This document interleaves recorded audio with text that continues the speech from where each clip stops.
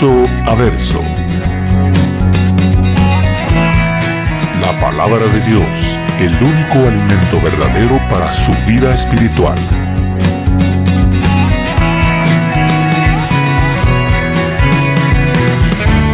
Verso a verso. Una presentación de Capilla Calvario, Guatemala.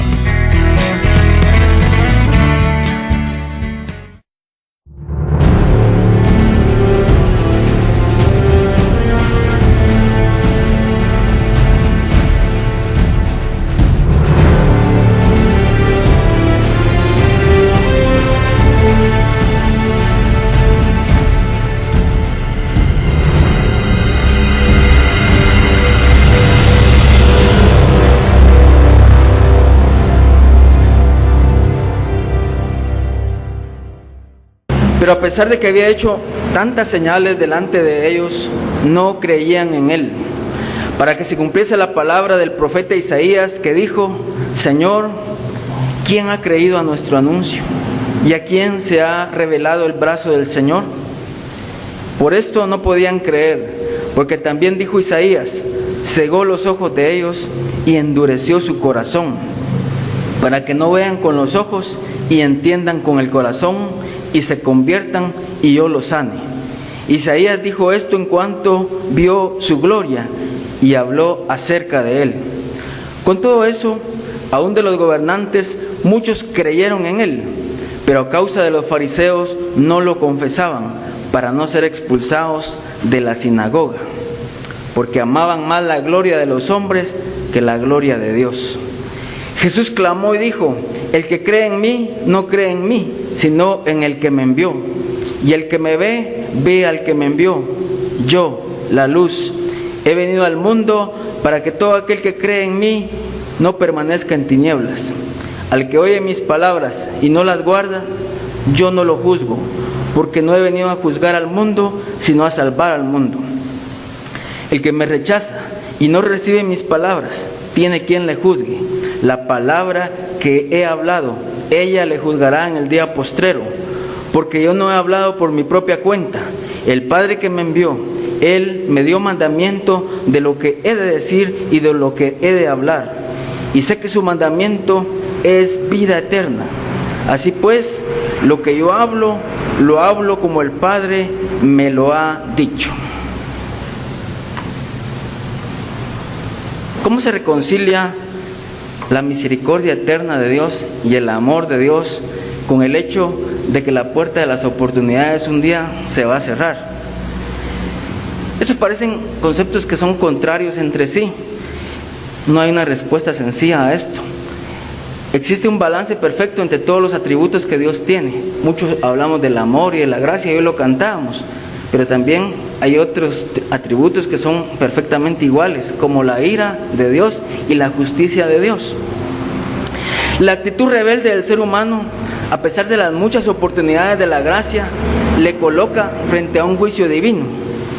No porque se haya acabado la misericordia eterna de Dios, sino por el constante abuso de las personas, y eso provoca la ira de Dios. Aunque la misericordia de Dios es eterna, las oportunidades para aceptarla no la son. Nadie puede abusar desmedidamente e impunemente de la misericordia de Dios. Algunos dicen: cuando una puerta se cierra, otra se abre. Y eso es muy cierto. Cuando la puerta al cielo se cierre, se van a abrir las puertas del infierno. Por eso es muy importante que se aprovechen las oportunidades, porque estas no durarán para siempre. Y vamos a ver en primer lugar, en esta parte, en los versículos 37 al 43, la incredulidad de la mayoría de los judíos. Me llama mucho la atención el versículo 36, donde terminó el hermano Francisco el domingo pasado, en la sección B. Dice: estas cosas habló Jesús y se fue y se ocultó de ellos. Qué triste que Jesús se retiró. La luz se ocultó. Al terminar de invitar a la gente, la luz se ocultó. Juan lo describe y lo presenta como un acto de juicio. Ya Jesús ya no iba a estar con ellos, ya la luz ya no iba a estar con ellos. Y él El evangelista Juan lo describe con 2 citas del profeta Isaías. Dice la palabra del Señor: si Jesús retiró la luz de la gente, no lo hizo arbitrariamente.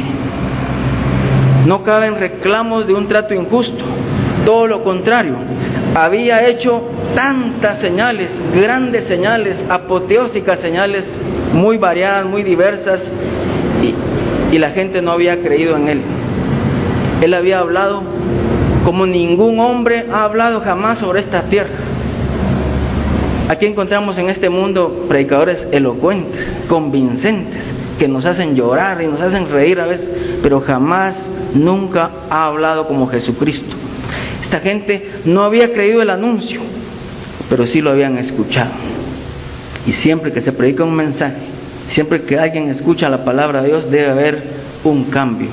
O nos convertimos o nos vendamos más los ojos y nos perdemos y nos endurecemos. No habían creído al anuncio, a pesar de que Él les había hablado allá junto al mar, cuando habían saboreado aquel pan, y cuando Él les había explicado que Él era el pan de vida, no habían creído en Él. Juan reconoce que esto no es nada nuevo. Si aún Isaías hace 700 años había hablado, pero nadie había escuchado el mensaje. Señor, ¿quién ha creído a nuestro anuncio? Él escuchó el anuncio, Él escuchó el mensaje, respondió, pero su ministerio tenía que ver con el anuncio de un mensaje que, lejos de recibirse con alegría, sería rechazado y funcionaría como un instrumento de endurecimiento de los corazones del pueblo. A nuestro juicio se trata de una experiencia humana común y corriente. Si algo anda mal en mi vida y alguien de ustedes me confronta, yo tengo para decidir 2 opciones: o admito mi error y cambio, o niego mi error y me cierro ante las posibilidades de cambiar. Ahora, si ya me cerré y alguien vuelve a confrontarme, mi necesidad va a ser la misma, pero ya mi arrepentimiento va a ser muy difícil, porque cada día yo voy a estar más endurecido en mi corazón, y eso pasa con la gente. Por haberme ofrecido un buen servicio de confrontarme como amigo y decirme la verdad y así mejorar mi vida, podría decir que me ofrecieron la salvación, pero yo opté por cerrarme y por rechazar el mensaje del Señor. La culpa es mía, la mea culpa, dicen los italianos. Al mismo tiempo, al provocarme, y cuando yo ignoro y cuando yo rechazo, cada día mi corazón es más duro. El secreto de todo este asunto, hermanos, está en lo que uno más quiere, en lo que uno más ama, en lo que uno más busca. El faraón, por ejemplo, en Egipto, ¿verdad? Cuando Moisés llegó y le habló de parte del Señor, él endureció su corazón. ¿Por qué? Porque buscaba mantener el control, porque buscaba la gloria de los hombres, porque quería tener encima de todos un poder omnímodo, incluso encima del Dios que proclamaba Moisés. En otras palabras, prefería recibir los honores de los hombres que la gloria de Dios. Esto mismo fue lo que sucedió a estos oyentes de Jesús. No podían creer, no porque Dios los hubiera condenado injustamente a ser incrédulos de por vida, sino porque aceptar el mensaje de Jesús les exigía arrepentimiento y admisión de los errores, y eso no todo lo queremos hacer. Si queremos aparentar fuerza, inteligencia y firmeza y así conseguir la gloria de los hombres, nunca vamos a poder cambiar. Por eso el escándalo de la cruz es precisamente eso, que necesitamos de un Cordero Santo sin mancha y sin contaminación que nos quite nuestros pecados, porque no tenemos la fuerza, ni la inteligencia, ni la firmeza que anhelamos. Solo dependiendo de Dios podríamos cambiar. Sin embargo, hermanos, el milagro del trabajo de la gracia de Dios sobre nosotros los seres humanos es que junto a anuncios tan desesperanzadores como por ejemplo Juan 1:10, a los suyos vino y los suyos no le recibieron. Juan nos da buenas noticias a partir del versículo 12, mas a todos los que le recibieron, dice, a los que creen en su nombre, Dios les ha dado el derecho, la potestad de ser hechos hijos de Dios. Y aquí, frente al desastre del 37 al 41, donde nadie cree, en el 42 hay una pizca de esperanza donde dice que aún de entre los personajes importantes y gobernantes interesados por mantener su imagen, muchos creyeron en él. Analicemos el pasaje. Dice la Biblia aquí en el versículo 37 que a pesar de que él había hecho muchas señales delante de ellos, no creían en él. Había abundancia de medios de convicción para esta gente. Jesús había obrado delante de ellos, en presencia de ellos, muchos grandes y notorios milagros. Eran tantos que la Biblia dice que no cabrían los libros para escribir todo lo que Jesús hizo delante de ellos. Eran tan grandes que la evidencia de la misión divina era tan contundente que uno tras otro, hermanos, iban haciéndose un poco más grandes. Eran tan notorios porque eran delante de ellos. No fue algo que ocurrió en un lugar recóndito, sino delante de sus ojos. Los testigos ahora estaban sin excusa, no había pretexto. Hasta este punto el Señor se ha estado presentando a Israel. San Juan solo registra 7 milagros grandes, a pesar de que fueron muchísimos. Pero cada uno de esos milagros ilustra la experiencia que va a tener un pecador cuando le entrega su vida a Jesucristo. Miremos los 7 milagros así rápidamente. Primero, la transformación del agua en vino en las bodas de Caná. Esto es la imagen del pecador que está ajeno al gozo del Señor, que es extraño a Dios y que puede ser transformado por el poder de Jesucristo. Número 2, la curación del hijo del noble. Esto es la imagen de un pecador que está enfermo y necesitado de salud espiritual. Número 3, la curación del paralítico en el estanque de Betesda. El pobre pecador está sin fuerzas, impotente, incapaz de hacer nada para su propia condición. Jesús es el único que lo puede sanar de su enfermedad. La alimentación de los 5,000. El pecador está sin alimento, está hambriento, necesitado de aquello que le da fuerzas para la vida. El Señor es el único que puede proveerle alimento para su alma, de modo que nunca más pueda tener hambre y sed. El apaciguamiento del mar de Galilea. El pecador es presentado como alguien que está en un gran peligro, un grave peligro, y el Señor lo puede rescatar de la tempestad, así como nos rescató a nosotros. La curación de un ciego de nacimiento. Este hombre representa la ceguera del corazón humano hasta que es tocado por el poder de Jesucristo. El hombre no puede ver su propia pecaminosidad ni la hermosura del Salvador hasta que es iluminado por el poder del Espíritu Santo. Y por último, la resurrección de Lázaro de entre los muertos. Esto naturalmente nos recuerda que antes estábamos muertos en nuestros delitos y pecados hasta que Jesucristo nos dio vida eterna. La ineficacia subjetiva de estos medios de convicción. A pesar de esto, dice, la gente no creía en él. ¿Qué más tenía que hacer Jesús para que esta gente le creyera? Al ver tantos portentos delante de sus propios ojos, se negaban a creer en Jesús y a doblegar su vida ante él. Pero con esto se cumplían las escrituras que Isaías había predicho 700 años antes, para que se cumpliese la profecía de la palabra del profeta Isaías. Dice aquí: cuanto más improbable es un suceso en el futuro, tanto más vía la presencia de Dios. Dios había dicho muchísimos años antes de que iba a aparecer el Mesías y que iba a traer con él muchas cosas que le iban a acreditar como el verdadero Hijo de Dios. Pero cuando apareció Jesús, el Rey de Reyes y Señor de Señores, e hizo tantos portentos y tantos milagros, la gente no creyó en él. Marcos 6:6 dice que Jesús estaba admirado de ver la incredulidad de las personas. Pero esto no era de asombrarse. Lo mismo le había pasado a Isaías, como les dije anteriormente. Y él decía: Señor, ¿quién ha creído a nuestro anuncio? ¿Y sobre quién se ha revelado el brazo de Jehová? Y en la versión hebrea dice: ¿quién ha creído a nuestro informe? Y aquí el mensaje se habla de un informe que nosotros hemos recibido de Dios y que nosotros lo compartimos con las personas que no conocen de Cristo. Ese es el informe, el mensaje del Evangelio. ¿Quién ha creído a nuestro anuncio? ¿Y quién cree al anuncio del Evangelio que hoy presentamos? Muy pocos. Las evidencias lo demuestran. Poca gente. Y uno dice,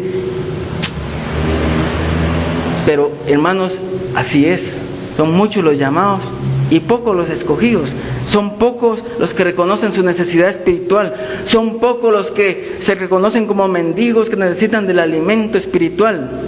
La mayoría de gente se hacen los desentendidos. La mayoría de gente se hacen los locos, como decimos. Y uno se pregunta, ¿qué pasa? ¿Por qué no es revelado el brazo del Señor a esta gente? Y la Biblia nos explica, porque no entendieron el poder del Omnipotente revelado y hecho manifiesto en los portentos que Jesús llevó a cabo. Y si esta gente hoy en día no mira esos milagros que dieron los israelitas allá hace 2000 años, ¿cómo van a creer? Si la palabra no los convierte, no hay otra cosa. ¿Cuál es el motivo por el que no les fue revelado el poder de Dios? Es por la dureza de los corazones de los hombres, porque el corazón está hecho como de piedra, impermeable a la voz del Espíritu Santo, al llamado de Dios. Es de veras, hermanos, la gente es impermeable a la luz del mensaje. Y esto no se debe a la falta de claridad de las personas o de la revelación, sino de una resistencia obstinada de ellos. Así lo dice la palabra de Dios en Romanos 1:18, porque la ira de Dios se revela contra todos los hombres que detienen con impiedad la justicia. Porque todo lo que es de Dios se les ha manifestado, pero ellos no quieren entender. Estos judíos no podían creer, dice, aquí está el detalle, mis hermanos. Versículo 39. Es muy diferente decir no querían creer a no podían creer. No podían creer, porque también Isaías dijo, ha cegado los ojos de ellos. Estas frases parecen duras y difíciles de explicar. Parece que Dios ha condenado a ciertas personas para que arbitrariamente ellos tengan los ojos cerrados y tengan endurecido el corazón. Pero no es así. Lo que pasa, hermanos, es que el hombre le ha cerrado las puertas de su corazón al Señor y cada vez su corazón se ha vuelto más duro, más de piedra. Y por eso no pueden creer. ¿Por qué? Porque no quieren. Y su obstinada forma de vivir ha hecho que ellos, hermanos, resuelvan no creer en Dios. La obstinación lleva a una persona al endurecimiento voluntario. Y ese endurecimiento le marca el destino a la persona. Paso a paso se llega lejos. Ese endurecimiento moldea el carácter y de tal manera que cada gracia posterior va a rebotar en el corazón de esa persona. Cerrar la ventana a la luz es cerrarse a la misma luz, porque así como el mismo sol que derrite la cera, endurece también el barro. Entonces, el que recibe al Señor, su corazón es transformado de un corazón de piedra a un corazón de carne sensible a Dios. El que no, lamentablemente, se endurece cada día más. Esa es la forma de actuar del ser humano. Esa es la costumbre de obrar perversamente de todos los seres humanos que no conocen al Señor. Y eso no lo pueden cambiar. Dice la palabra de Dios en Jeremías 13:23. ¿Podrá mudar el etíope su piel? ¿O el leopardo sus manchas? Así también, ¿podréis vosotros hacer el bien estando habituados a hacer el mal? Es una pregunta retórica, ¿verdad? Miren, hasta Michael Jackson quiso cambiar de piel y no pudo, porque no se puede. Eso es algo que no se puede hacer. Es una incapacidad psicológico-moral, pero no se puede. Esta gente no podían creer porque Isaías dijo, ha cegado los ojos de ellos. ¿Es acaso Dios entonces el autor de esta ceguera espiritual? No, Dios da muchas oportunidades, infinitas, pero la necedad de las personas hace que el corazón se vuelva de piedra, que los ojos queden cegados y que no les resplandezca la luz del glorioso evangelio de nuestro Señor Jesucristo. Es necesario ver acá, hermanos, un tinte de la mano justiciera de Dios en esa ceguera judicial. Como ellos no quieren creer, pues entonces, como ellos no quieren ver, pues entonces definitivamente no podrán ver. Porque esta gente persiste en su impenitencia, persiste en su incredulidad, por lo que justamente son castigados por su anterior resistencia a la luz divina. Cuando Dios retira su gracia por el abuso que el hombre hace de ella, el hombre es entregado a pasiones vergonzosas, dice Romanos 1, en que ellos se complacen. Solo ejecuta sobre ellos sus justos juicios, y a esto la Escritura le llama cegar los ojos y endurecer el corazón. Hay un contraste entonces, hermanos, entre el método de la conversión y el método de la perversión que tiene el ser humano que no conoce al Señor. Los pecadores que no ponen resistencia a la luz de Cristo, estos son conducidos por el Espíritu de Dios para ver con sus propios ojos y discernir a cabalidad las cosas de Dios. Igualmente son conducidos a entender con el corazón, no solo un asentimiento espiritual, sino también a consentir y aceptar las verdades eternas de la palabra de Dios. Así dice la Biblia en Romanos 10, 9 y 10. Porque con el corazón se cree para justicia, pero con la boca se confiesa para salvación. De esa forma, esta gente, los convertidos, son convertidos a Dios y sanados. La misma mano que perdona es la que sana. El Señor nos ha perdonado, el Señor nos ha sanado, porque teníamos un cáncer en nuestra vida. El pecado es el peor cáncer que puede tener el ser humano, que se arraiga en todo su ser, desde el centro hasta la periferia, y toda la persona que no conoce al Señor, que se resiste a Dios, dice la Biblia en San Juan 3:36, el que cree en el Hijo tiene vida eterna. El que no cree en el Hijo, el que rehúsa creer en el Hijo, no verá la vida, sino que la ira de Dios pende sobre él. Muy bien, lo que Dios ha predicho infaliblemente se ha de cumplir, y por eso pudo asegurar Isaías que no podrían creer. Dios en su presciencia sabía de antemano ya que esta gente con su necedad no iban a creer en el Señor. Y es que, hermanos, Dios no es como nosotros, que estamos atados al presente, al pasado y al futuro. Dios vive como un eterno presente. Alguien ha hecho la ilustración que hay una fila de hombres en fila india, unos detrás de otros, y hay alguien que está en un edificio bien alto, y esa persona que está en lo alto puede ver a todas las personas, desde el primero de la fila hasta el último. En cambio, los que están en la fila solo pueden ver al que está delante de ellos. Así a grandes rasgos podríamos decir de Dios, ¿va? Que uno solo mira el derecho de su nariz, en cambio Dios mira todo, porque nosotros ya hemos perdido nuestro pasado, ya quemamos muchos cartuchos y no sabemos mucho del futuro. Y si así fuera Dios, tendría que estar recibiendo nueva información y no sería tan sabio, y no sería tan justo, ni sería Dios, ni sería eterno. Por eso es la gran diferencia entre Dios y nosotros. Él es eterno, nosotros somos seres sujetos al espacio y al tiempo, seres finitos. En Dios ocurre todo lo contrario. Él no tiene pasado ni futuro, sino que está en un eterno presente. ¿Quién eres tú?, le dice Moisés, ¿va? En Éxodo 3:14. Él no le dijo yo fui, ni le dijo yo seré. Yo soy el que soy. Es decir, Él vive en un eterno presente, desde que abarca y sobrepasa todos los tiempos. Si Dios desconociera el futuro, entonces no sería Dios. Lo importante en todo esto, mis hermanos, es que a pesar de que muchos no creen, siempre va a haber un remanente. Y el versículo 42 nos dice que con todo eso, aún de los gobernantes, muchos creyeron en Él. Pero a causa de los fariseos no lo confesaban para no ser expulsados de la sinagoga. Quedaba un remanente, aunque sea un poquito. Y Dios siempre tiene un remanente, mis hermanos. No tenemos que entonces desmoralizarnos a ver cuán poca gente conoce al Señor. Tenemos que seguir siendo fieles, tenemos que seguir predicando el Evangelio, y Dios se tendrá siempre un remanente fiel. A través de ese remanente habrá una puerta de esperanza abierta para otras personas, de modo que muchos más conozcan el amor y el perdón de Dios.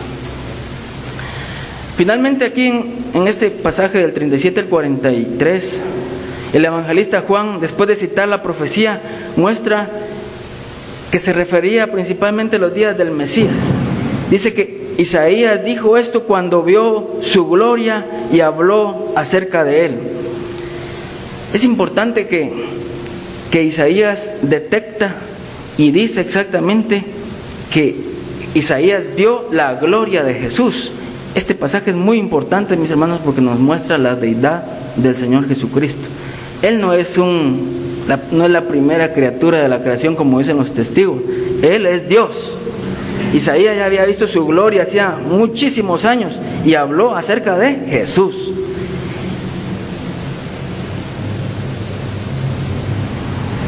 Fuese glorificado, dice.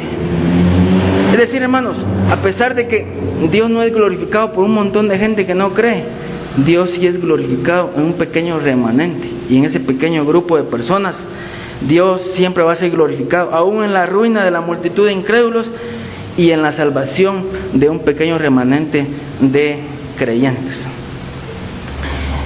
Al terminar esta sección, hermanos, hay una nota consoladora, como les decía en el versículo 42 y 43. Aunque la mayoría de gente rechazó al Mesías, no todos se cerraron a la incredulidad. Con esto dice, aún de los gobernantes, muchos creyeron en Jesús, aun cuando la fe de ellos todavía no era madura, como sigue explicando el mismo Juan. La palabra de Dios tiene un efecto poderoso, mis hermanos. No se miren a los predicadores, a las personas, pero la palabra de Dios tiene un poder tremendo, hermanos, capaz de quebrantar el corazón del más vil pecador. Y hermanos, el poder de la palabra de Dios hace convicción y produjo en la mente de muchos. Dice que muchos creyeron en Él. Muchos creen que este versículo 42 y 43 lo escribió Juan de lo que le contó Nicodemo y José de Arimatea, porque estos dos eran hombres influyentes en la comunidad, pero no daban mucho color, como decimos, no daban a conocer su fe abiertamente porque tenían temor de ser despedidos del Sanedrín, de ser echados de la sinagoga, de no participar en las cosas religiosas. Hermanos, muchas veces nosotros juzgamos a las personas y creemos que no tienen esperanza de salvación, pero para Dios no hay nada imposible. Y también muchas veces, muchas personas que parecen cristianos nos engañan y nos dejamos ir, y la verdad que muchos le dirán aquel día al Señor que eran buenos cristianos, pero no lo eran. En Lucas 7:39, así juzgó un hombre, ¿no?, cuando vio a aquella mujer pecadora a ungir a Jesús. Si este fuera profeta, debería de saber que esa mujer es una mujer de la mala vida, una mujer pecadora. Y así somos nosotros, muchas veces juzgamos. Pero hermanos, lo que pasa es que en este mundo hay muchas personas que están a punto de recibir al Señor, pero su estatus social, su familia, sus relaciones, muchas cosas están en juego que por el momento no se quieren definir. Están en stand-by, ¿no?, y están esperando no sé qué, pero ojalá que les dé tiempo, porque el tiempo se acaba, las oportunidades se acaban. Muchos creyeron en Él, pero no se atrevían a exteriorizar sus convicciones. ¿Por qué? A causa de los fariseos. Aquí vemos que ¿dónde estaba la debilidad de estos hombres? En primer lugar, no confesaban a Cristo. Pregunto en esta mañana, ¿estamos nosotros confesando a Cristo? Te confesamos hoy, decíamos en los cantos, pero ¿será cierto eso? ¿Será que en nuestra vida, donde nos movemos, confesamos a Cristo? Hay motivos para dudar de una fe que no se atreve a exteriorizar lo que siente o que le da vergüenza. Ahora, hermanos, ser cristiano pues es fácil, ¿no? Me acuerdo yo, hace años, década del 70, 80, era más difícil, se burlaban mucho de uno, era un ostracismo, lo señalaban a uno, se burlaban de uno. Ahora no, ahora todos, como es como una moda el ser cristiano. ¿Por qué esta gente no quería definirse? Porque amaban más la gloria de los hombres que la gloria de Dios. Muchas personas no aceptan a Cristo porque ¿qué va a decir la comadre, no? ¿Qué va a decir el compadre? ¿Qué van a decir los amigos? ¿Qué va a decir la mujer?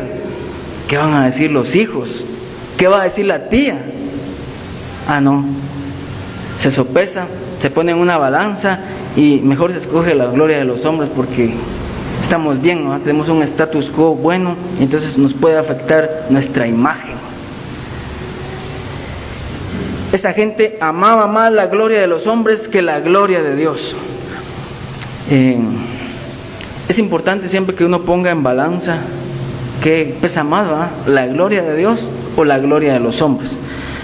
Esta gente ponía en la balanza, en un lado, en un platillo de la balanza, y consideraban cuán bueno es alabar a los hombres y ser alabado de parte de ellos. Como dicen muchos, si no puedes contra ellos, únete a ellos. El mundo me ama a mí, dicen algunos, y yo también los amo. Entonces ahí está el lugar. Entonces aman la gloria de los hombres. No se atreven a confesar a Cristo, no fuera que esto le enemistase con los líderes religiosos, no sea que esto le enemistase con las autoridades judías y perdieran la reputación que tenían ante el Sanedrín, en el templo, en la sinagoga. Se olvidaban de lo que dice Proverbios 29-25, el que teme a los hombres caerá en el lazo, dice, mas el que confía en Jehová será puesto en un lugar seguro. ¿Cuántos quieren estar en un lugar seguro? Puesto el fundamento de los apóstoles y profetas, dice, siendo la principal piedra del ángulo Jesucristo mismo. Hay muchas cosas que pueden hacer que una persona se acobarde para recibir a Cristo. Veían, por ejemplo, que los seguidores del Señor eran vituperados, que eran perseguidos, como que fueran criminales. Ellos no querían sufrir ese suplicio, ese martirio. Ellos querían tener siempre el respeto de los demás, querían tener su imagen, querían tener su reputación, amaban más la gloria de los hombres. Pero hermanos, quiera Dios que el que así piensa, Dios le dé la oportunidad. Me llama mucho la atención José de Arimatea y Nicodemo cuando Jesús ya murió, que dice que se armaron de valor y fueron a pedir el cuerpo de Jesús. Al fin sacaron la casta, al fin dijeron que eran cristianos. Pero vaya que tuvieron su oportunidad. Hay muchos que tal vez no van a tener otras oportunidades. Por eso el día de hoy es que hay que sopesar en la balanza y buscar más la gloria de Dios, que es eterna, y no la gloria de los hombres, que es pasajera. En el otro lado del platillo ponían la gloria de Dios. Se daban cuenta que al confesar a Cristo darían la gloria a Dios y recibirían la alabanza de parte de Dios, pero daban preferencia a la alabanza de los hombres y estaban en un dime y direte, no hallaban qué hacer. Pero si aceptamos al Señor y optamos por Cristo, dice la Biblia que tendremos un eterno peso de gloria. ¿Cuántos quieren ese eterno peso de gloria? ¿Cuántos hermanos se quedan a la mitad del camino? ¿Cuántos son casi cristianos como Agripa? Por poco me persuades a ser cristiano. Cortos de la gracia de Dios por temor al perder el respeto de los hombres, pero no por no enemistarse con el mundo, con el que dirán sus familiares, con el que dirá la prensa. Estos respetos humanos hacen que muchas personas sean simples hipócritas, ¿verdad?, cuando el cristianismo está de moda, y hace que sean abominables apóstatas cuando el cristianismo es perseguido. Muy bien. En los versículos 44 al 50 vamos a encontrar una sección que nos habla acerca del peligro de la incredulidad. En el Antiguo Testamento hay muchas referencias al fenómeno de la incredulidad. Dice que la nación judía fue un buen ejemplo, ¿eh? Eran incrédulos, no creían en el Señor a pesar de muchas señales. No se emplea ninguna palabra en particular para hablar de eso, pero en el Nuevo Testamento hay una palabra apeteia y apistia, que ambas implican una obstinación y resistencia a la verdad de la palabra de Dios. La verdad Que el incrédulo rehúsa a creer, hermanos, nunca es una posición filosófica ni una verdad abstracta, sino que es, hermanos, con respecto a una relación misma con Dios, a su persona, a su existencia, a la obra que Él hace para la salvación de las personas. Por eso, la incredulidad fundamentalmente, mis hermanos, es un rechazo a la oferta del Evangelio que Dios le hace a las personas. Evangelio significa buenas nuevas, buenas noticias para el pecador, para que no siga perdido en el pecado, para que reciba la gracia de Dios. Ese es el motivo básico de este pecado de la incredulidad, y eso hace que nosotros seamos desobedientes, desleales. De modo que la incredulidad, mis hermanos, trae sobre la persona, a menos de que reciba el Señor, el juicio de Dios. Ya el juicio está a la puerta. Y si el justo con dificultad se salva, ¿dónde aparecerá el impío y el pecador?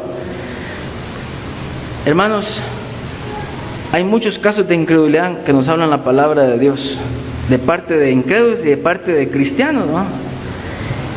Los discípulos, por ejemplo, después de la resurrección del Señor, había un discípulo llamado Tomás que no creía en Jesús. Si no metiera mi dedo en su mano y mi mano en el costado, yo no voy a creer. Pero al final se le apareció Jesús y él tuvo que admitir: Señor mío, Dios mío. Podríamos decir que cuando un cristiano tiene incredulidad, esta incredulidad es momentánea, es pasajera, es temporal. Pero para un no cristiano es permanente y cada vez es peor, cada vez está más endurecido el corazón. Y eso lo podemos ver en la diferencia de finales entre Pedro y Judas. Pedro dice que cuando escuchó que cantó el gallo, lloró amargamente. Y cuando Jesús allá lo encontró a la orilla del mar después, ¿verdad? Pedro, ¿me amas? Aquel todo cabizbajo: sí, Señor, pacienta mis ovejas. Pedro, ¿me amas? Sí, Señor, le dice, pacienta mis corderos. Pedro, ¿me amas? Y se puso muy triste, dice, porque le he dicho la tercera vez: ¿me amas? Sí, Señor, tú lo sabes todo, tú sabes que te amo, le dice. Eso fue de corazón. Apacienta mis ovejas. ¿Qué hizo Judas? Lo acabamos de ver. Él fue, se ahorcó, terminó con su vida porque él no era cristiano. Él no le había recibido en el perdón de los pecados. Por eso dice en el 44, Jesús clamó y dijo: el que cree en mí, no cree en mí, sino en el que me envió.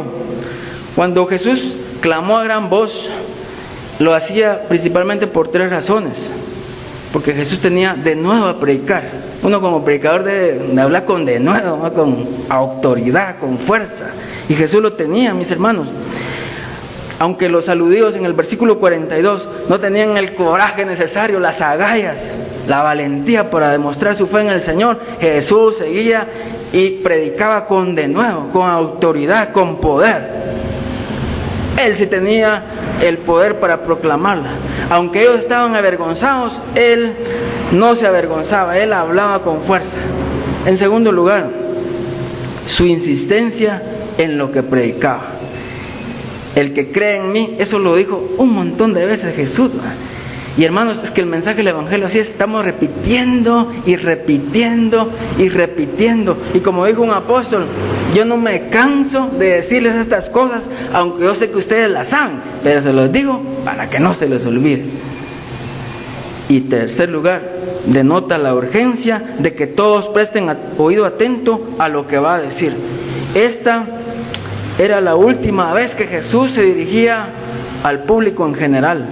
Quiere proclamar el Evangelio de veras con un gran clamor, como deseando que todos se enteren y que tomen una buena nota de lo que Él va a decir. Pongan atención a lo que les voy a decir. Estas son mis últimas palabras, podríamos parafrasear. Aquí Cristo se está despidiendo de la vera del templo con una solemne declaración de tres cosas importantísimas, mis hermanos. En primer lugar, los privilegios y honores de los que creen en Él. Podríamos decir que al creer en Jesucristo somos puestos en relación íntima con el Padre, versículos 44 y 45. El que cree en mí, no cree en mí, sino en el que me envió. Y el que me ve, ve al que me envió. Jesús es el único camino al Padre. Nada de que a Jesús por María. Jesús es el camino, la verdad y la vida. Nadie viene al Padre sino por mí. Es exclusivamente a través de Él. Él es el puente entre el Padre y nosotros. Así lo dice la palabra de Dios. Y Él es el puente entre nosotros y el Padre. Porque en cuanto hombre es en todo semejante a nosotros, excepto en el pecado, dice Hebreos. Por eso continúa, dice, el que me ve a mí, ve al que me envió. Muchas veces le dijeron, Señor, muéstranos al Padre y nos basta. Tanto tiempo que estoy con ustedes, Felipe, y no sabéis que el que me ha visto a mí, ha visto también al Padre. Jesús, hermanos, es el eterno Emmanuel, Dios con nosotros, Dios manifestado en carne, dice 1 Timoteo 3:16. Al ver a Cristo vemos cuán bueno es Jehová para con todos y la ternura de aquel y sus obras maravillosas. Hermanos, Jesús es aquel que dijo que porque Dios, que mandó de las tinieblas, que de las tinieblas resplandeciese la luz, es el que resplandeció en nuestros corazones para iluminación del conocimiento de la gloria de Dios en la faz de Jesucristo. 2 Corintios 4:4. Todo aquel que contempla a Jesucristo con una mirada de fe es conducido al conocimiento seguro de Dios. Seguro. Dios, Jesucristo, no es como un embajador inferior al rey. Él es el enviado, igual al Padre, mis hermanos. ¿Cuántos lo creen? Al creer en Jesucristo, somos puestos en la más feliz situación posible para nosotros. Dice la palabra de Dios, yo, la luz, he venido al mundo para que todo aquel que cree en mí no permanezca en tinieblas. Antes nosotros estábamos en tinieblas, mis hermanos, estábamos en oscuridad, perdidos, ajenos a la vida de Dios, ajenos a los pactos, pero ahora hemos recibido la luz gloriosa de nuestro Señor Jesucristo. Y este versículo, hermanos, 46, nos habla acerca del carácter de Cristo. Él es la luz divina que ha venido al mundo. San Juan lo repite infinidad de veces. Jesús es la luz, aquella luz verdadera que alumbra a todo hombre, venía a este mundo. En el mundo estaba, el mundo por él fue hecho, pero el mundo no le conoció. Jesús se puso en pie y dijo, yo soy la luz del mundo, el que me sigue no andará en tinieblas. También nos habla del consuelo para nosotros los creyentes, porque no estamos en tinieblas. Si andamos en luz, como Él está en luz, tenemos comunión unos con otros, y la sangre de Jesucristo, su Hijo, nos limpia de todo pecado, todo pecado. En otro tiempo, dice la Biblia en Efesios 5:8, éramos tinieblas, mas ahora somos luz en el Señor, irradiamos la luz del Hijo de Dios. Porque luz hay sembrada para el justo, dice el Salmo 97:11, para que no solo sea puesta en el interior como un foco, sino que se propague y crezca. La luz del justo es como la luz de la aurora, que cada día va en aumento hasta que el día es perfecto. Así que, hermanos, estamos siendo transformados de gloria en gloria a la misma imagen de nuestro Señor Jesucristo. A continuación, versículos 47-48, vemos el tremendo peligro en el que se hallan las personas que no creen en el Señor Jesucristo. Al que oye mis palabras y no las guarda, yo no le juzgo, porque no he venido a juzgar al mundo, sino a salvar al mundo. El que me rechaza y no recibe mis palabras, tiene quien le juzgue. La palabra que he hablado, ella le juzgará en el día postrero. ¿Quiénes son los que se condenan entonces privándose a sí mismos de la vida eterna? Los que oyen las palabras de Cristo y no las guardan. Y es que, hermano, Jesús ya lo había dicho en San Mateo 7, como del 23 al 25, que todos aquellos que escucharan sus palabras y no las guardaran eran aquellos que como que construían una casa sobre la arena, ¿va? Y venían las tempestades, y venía el viento, y venía todo eso, y venía sobre esta casa, y era grande su ruina. Pero el que oye sus palabras y las pone en práctica, se le comparará a alguien que hace su casa sobre la roca, y vienen igual los vientos, los ríos, las tempestades, y a esa casa no le pasa nada. Esta gente, según el 47, al que no oye mis palabras, al que oye mis palabras y no las guarda, yo no le juzgo. Nadie será condenado por incredulidad, a no ser que haya rechazado el mensaje. Cada uno va a ser juzgado de acuerdo a la luz que haya recibido. Hermanos, a mayor conocimiento, mayor responsabilidad. A mayor luz, más compromiso, más condenación. Mejor no hubieran conocido, dice Hebreo, ¿va? Y no después de haber conocido volverse atrás del santo mandamiento. Entonces, solo Jesús es el Salvador de todos los que se salvan. Dice Hechos 4:12, y en ningún otro hay salvación, porque no hay otro nombre bajo el cielo dado a los hombres en que podamos ser salvos. Y ese nombre, hermanos, es un nombre que es sobre todo nombre. Y aunque muchos en el Antiguo Testamento no conocían el nombre de ese Hijo de Dios llamado Jesús, fueron salvos por él. Porque Hechos 4:12 dice nada más el nombre.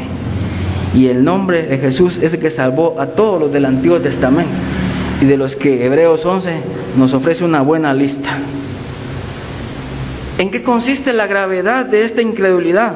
En que todo el que no recibe las palabras de Cristo le está rechazando a Él mismo, su mensaje. El Verbo de Dios, el unigénito del Padre, mediante el cual quedó consumada toda la revelación de Dios. Siempre que se despliega el estandarte del Evangelio, ya no caben más neutrales.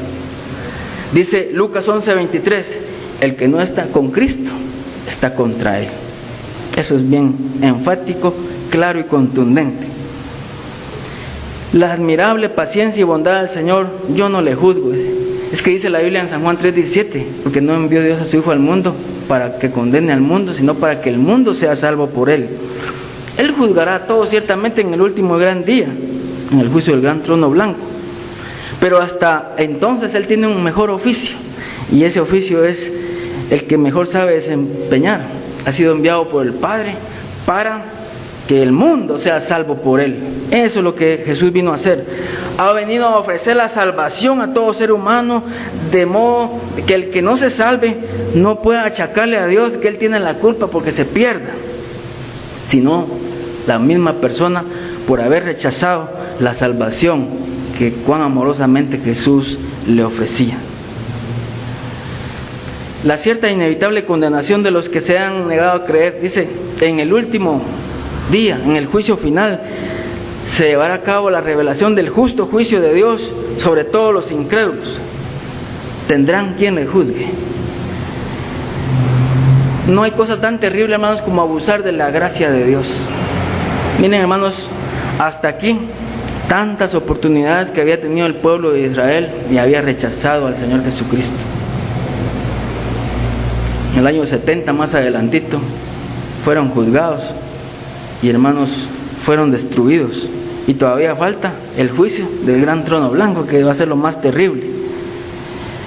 Todo eso es por despreciar las riquezas de su bondad, de su benignidad, de su paciencia, de su longanimidad, dice Romanos 2:4. Ni siquiera sería necesario que Dios mismo se levantara a juzgarlos, porque dice aquí la palabra de Dios, ya tiene quien le juzgue. La palabra que he hablado, ella le juzgará en el día postrero. Es decir, mis hermanos, las palabras del Evangelio, proclamadas por el mismo Señor Jesucristo y fielmente expuestas por sus ministros, por los predicadores, por los maestros, por los pastores, por los misioneros, hermanos, ellas serán las que se levanten a juzgar a quienes acudieron a los cultos, oyeron los mensajes del Evangelio, pero no quisieron prestarle atención y no le hicieron caso omiso. Qué responsabilidad tan grande de las que oyen el mensaje del Evangelio y no se convierten. Por eso Nadie sale ni se retira después de oír un mensaje en las mismas condiciones en las que entró, o se acercó para escuchar, o sale convertido, o en camino de conversión, o sale más perdido, o sale más endurecido, más lleno de pecado y sin excusa alguna que presentar ante el juicio del gran trono blanco. Ahí estará la palabra de Dios como un juez suficiente, y esto lo hará como evidencia de criminalidad y como de una norma quebrantada.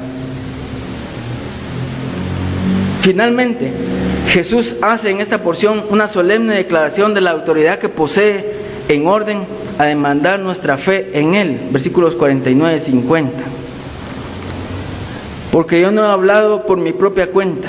El Padre que me envió, Él me dio mandamiento de lo que he de decir y de lo que he de hablar. Y sé que su mandamiento es vida eterna. Así pues, lo que yo hablo, lo hablo como el Padre me lo ha dicho.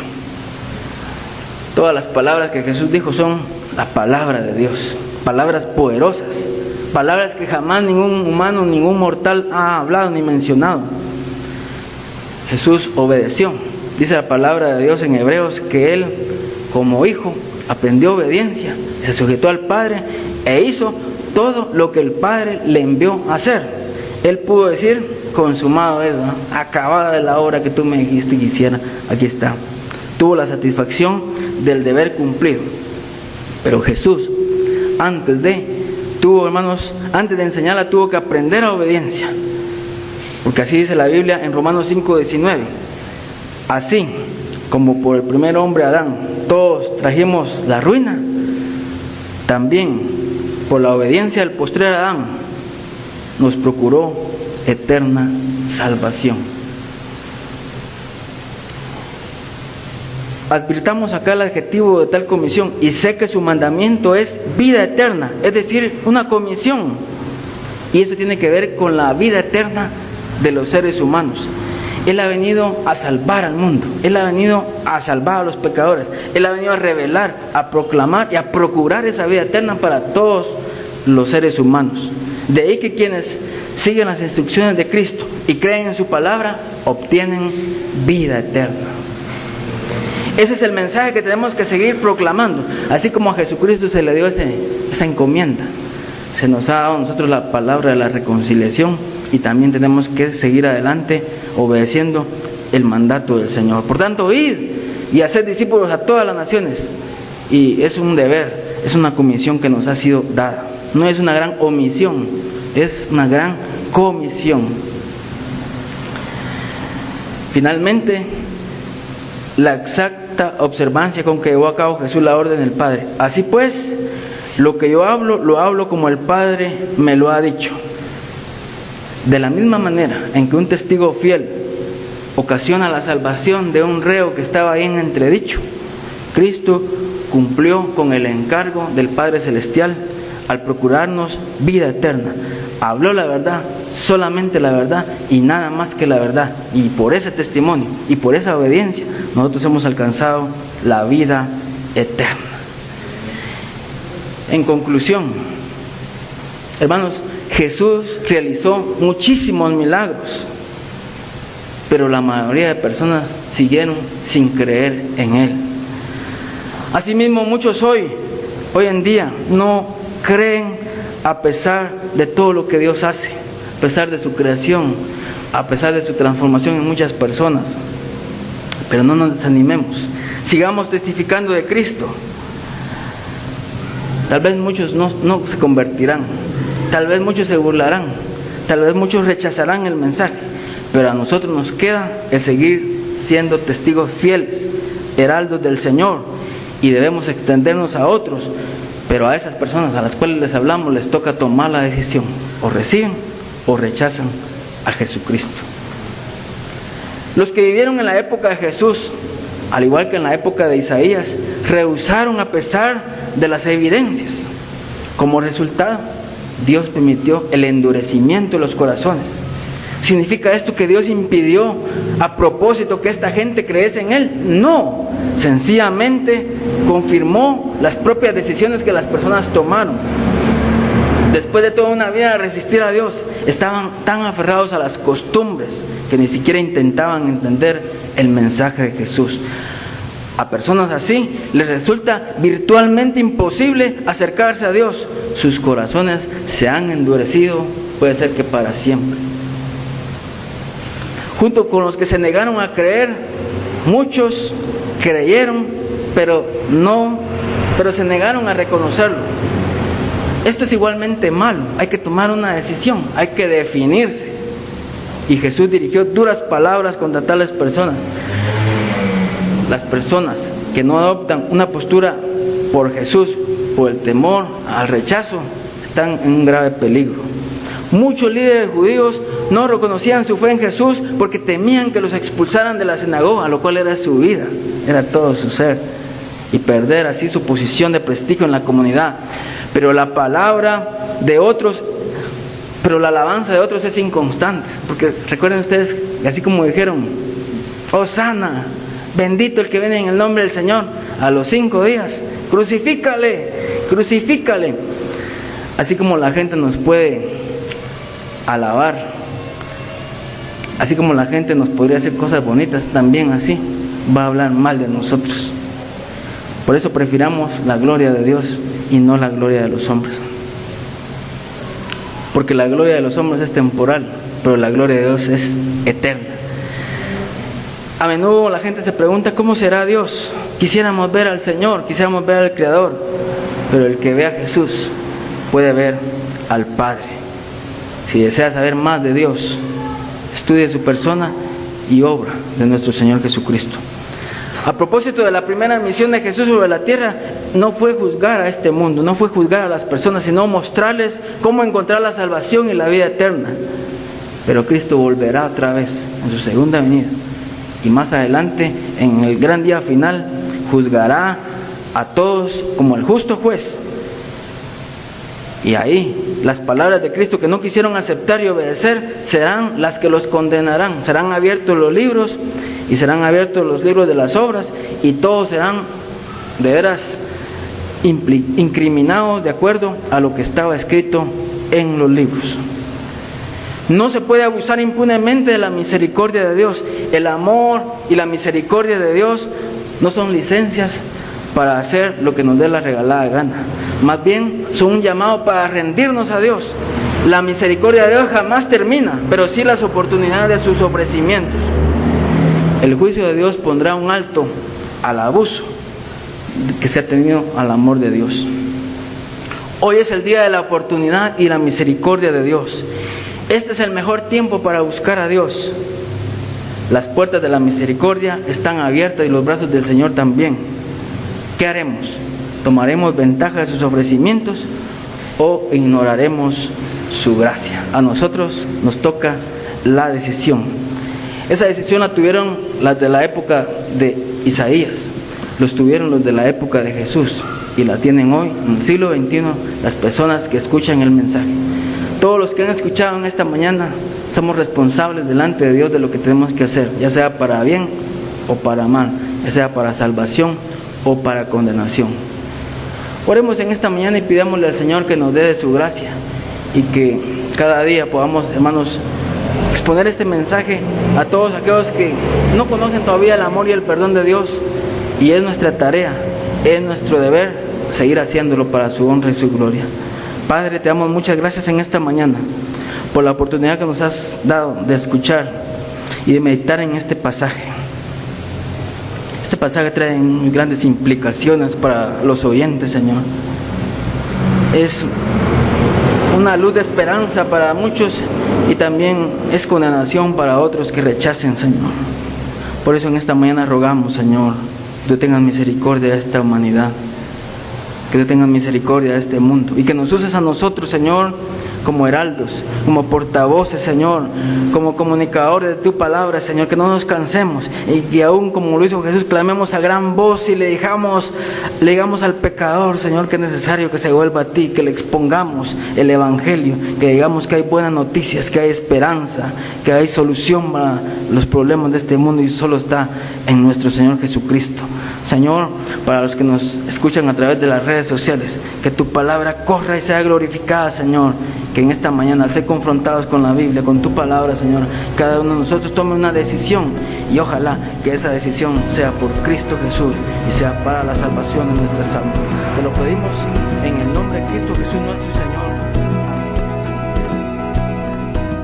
Capilla Calvario Guatemala presentó Verso a Verso.